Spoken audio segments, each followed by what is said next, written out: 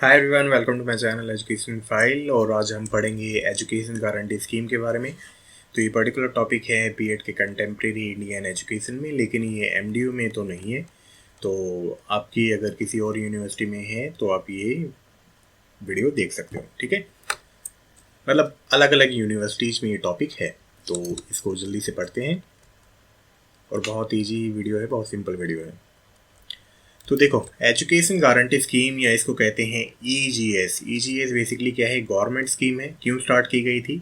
वो इसलिए स्टार्ट की गई थी क्योंकि जो भी प्राइमरी स्कूल है ना, या प्राइमरी एजुकेशन है, उसका स्तर और ज़्यादा अच्छा किया जाए। कहाँ पे किया जाए? जहाँ पे बहुत ही ज़्यादा जो घर हैं वो स्कैटर्ड हैं, मतलब एक जगह पे सभी घर अवेलेबल नहीं है।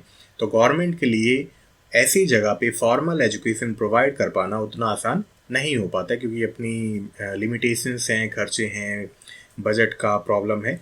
तो उसके लिए क्या हुआ, एजुकेशन गारंटी स्कीम स्टार्ट की गई कि जब भी कोई रिक्वेस्ट आएगी और बच्चे अगर ट्राइबल एरिया में 25 होंगे और रूरल एरियाज में 40 बच्चे होंगे, तो उसके लिए हम एक अलग से बेसिक या प्राइमरी स्कूल खोल देंगे, ठीक है। तो वही क्या है, एजुकेशन गारंटी स्कीम है। और ये स्कीम सबसे पहले जनवरी में 1997 में आई थी मध्य प्रदेश स्टेट में, ठीक है। तो इसके लिए कुछ चीज़ें हैं, बेसिक क्राइटेरियाज हैं या कंडीशंस हैं। तो सबसे पहले क्या है कि जो भी डिमांड है वो रूरल एरिया से आनी चाहिए या ट्राइबल एरिया से आनी चाहिए, ठीक है। और 1 किलोमीटर के अंदर, 1 किलोमीटर के दायरे में किसी भी तरह का कोई प्राइवेट या गवर्नमेंट स्कूल नहीं होना चाहिए, चाहे वो फॉर्मल एजुकेशन प्रोवाइड करता हो, चाहे वो नॉन फॉर्मल एजुकेशन प्रोवाइड करता हो। तो ये चीज़ें नहीं होनी चाहिए 1 किलोमीटर के अंदर। और ट्राइबल एरिया के लिए बच्चे जो हैं वो मिनिमम 25 स्टूडेंट्स होने चाहिए प्राइमरी एजुकेशन के लिए, और 40 बच्चे होने चाहिए अगर रिक्वेस्ट आई है रूरल एरिया के वहाँ से, मतलब रूरल एरिया से। और बच्चों की एज होनी चाहिए 6 से लेके 14 साल तक, ठीक है। मतलब 6 to 14 ईयर्स के बच्चे होने चाहिए। और ईजीएस कब प्रोवाइड किया जाएगा? अगर वो रिक्वेस्ट आएगी, एक मिनट यार, पेन नहीं चल रहा। तो अगर रिक्वेस्ट आएगी लोकल कम्युनिटी से, सपोज आपको लग रहा है कि इस पर्टिकुलर एरिया में स्कूल नहीं है और आप अप्लीकेशन अप्लाई करोगे तो आपको नहीं मिलेगा। तो वहाँ की जो लोकल कम्युनिटी है ना, उन्हीं को अप्लीकेशन भेजनी होगी गवर्नमेंट को। Getting my point?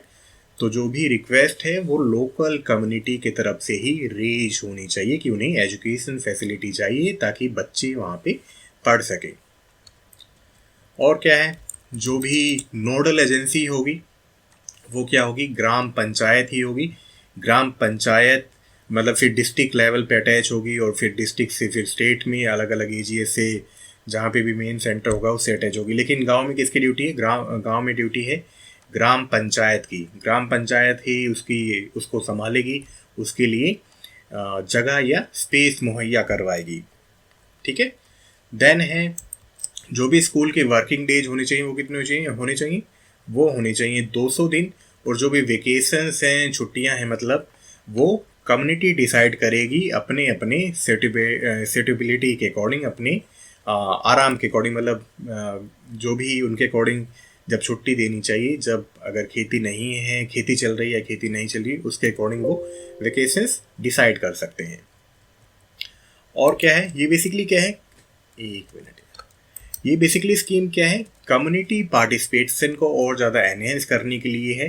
क्योंकि जो भी ये ईजीएस है उसमें कम्युनिटी का रोल है, सभी आपस में योगदान करते हैं टीचिंग लर्निंग में, या जो भी जगह दी जाती है वो भी गांव के लोगों के द्वारा ही दी जाती है कि इस पर्टिकुलर एरिया में ईजीएस स्कूल स्थापित होना चाहिए, ठीक है।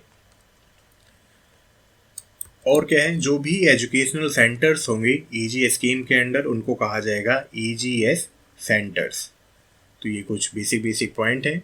चलो और पढ़ते हैं। और क्या है, जो भी टीचर नियुक्त किया जाएगा उसको बुलाया जाएगा गुरुजी के नाम से, ठीक है, उनको गुरुजी कहा जाएगा।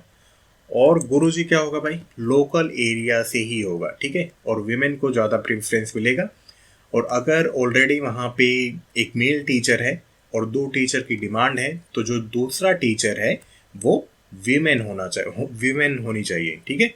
मतलब अगर एक ऑलरेडी मेल है और अगर ऐसी ज़रूरत है कि दूसरा टीचर भी नियुक्त किया जाए, तो सेकंड टीचर के केस में वो वीमेन ही होगी, तो मतलब 50-50 का रेशो बना के रखना है। और क्या है, जो भी मिनिमम एजुकेशनल क्वालिफिकेशन होगी एक टीचर के लिए वो होगा हायर सेकेंडरी, ठीक है। और अगर हायर सेकेंडरी अवेलेबल नहीं है देन होगा हाई स्कूल पास टीचर को अपॉइंट किया जाएगा। चलो, देन है जो भी पैसे मिलेंगे वो मिलेंगे 500 रुपये पर मंथ, ठीक है।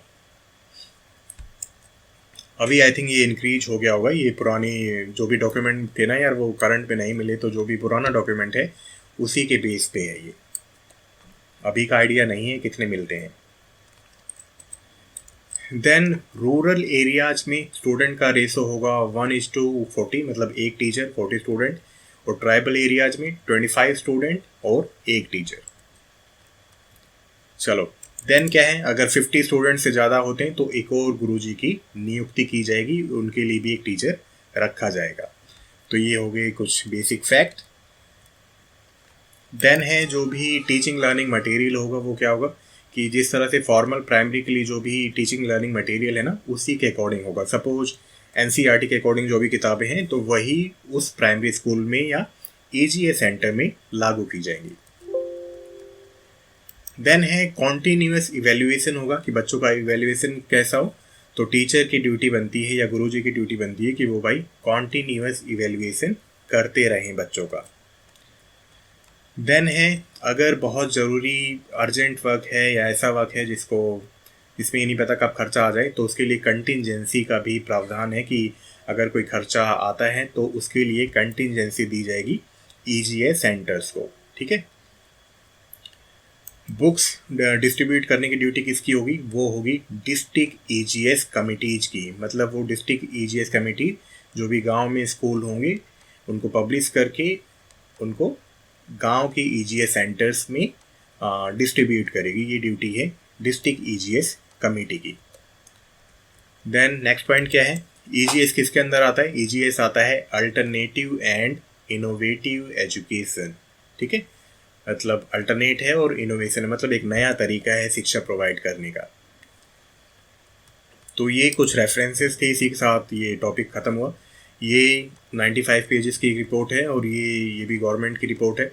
ये 21 पेजेस की है, तो अगर आपको जल्दी से पढ़ना है बहुत ज़्यादा तो आप इसमें से पढ़ सकते हो। और ये गवर्नमेंट की जो भी स्कीम है ना उसकी रिपोर्ट है, तो वो 95 पेजेस की है। उसमें थोड़ी डिटेल और डिटेलिंग मतलब टेक्निकल टर्म्स बहुत ज़्यादा है। और ये भी बहुत अच्छी वेबसाइट है, तो इन तीनों जगह से आप पढ़ सकते हो और आपका ये टॉपिक तैयार हो जाएगा, ठीक है।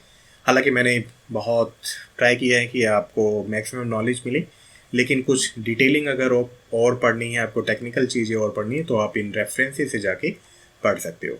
तो इस वीडियो में इतना ही था। आई होप आपको वीडियो अच्छा लगा होगा। मिलते हैं नेक्स्ट वीडियो में। Till then bye bye, take care.